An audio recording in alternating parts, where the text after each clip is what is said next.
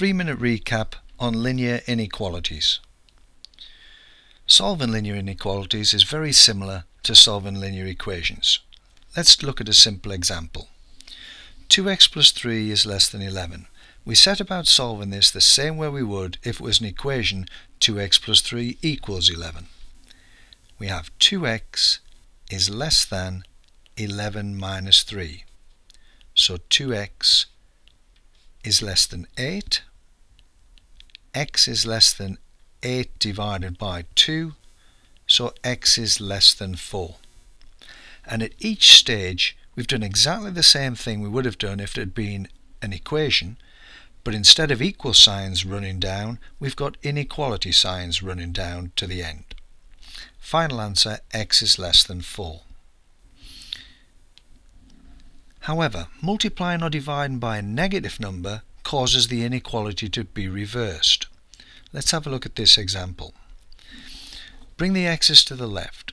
3x, bring the 8x across becomes minus 8x, is greater than or equal to plus 23, take the minus 7 across becomes plus 7. Simplify both sides. 3x minus 8x is minus 5x, is greater than or equal to plus 30. Now this is where you've got to be careful. To get x on its own, I need to divide by minus 5, the amount of x's I have. But if we divide an inequality by a negative number, it reverses. So instead of being greater than or equal to, it's now less than or equal to. So x is less than or equal to plus 30 divided by minus 5. Positive divided by a negative is negative, and 30 divided by 5 is 6, so our final answer is x is less than or equal to minus 6. And finally we'll have a look at representing inequalities on a number line. Let's suppose I want to represent x is greater than 8, strictly greater than 8.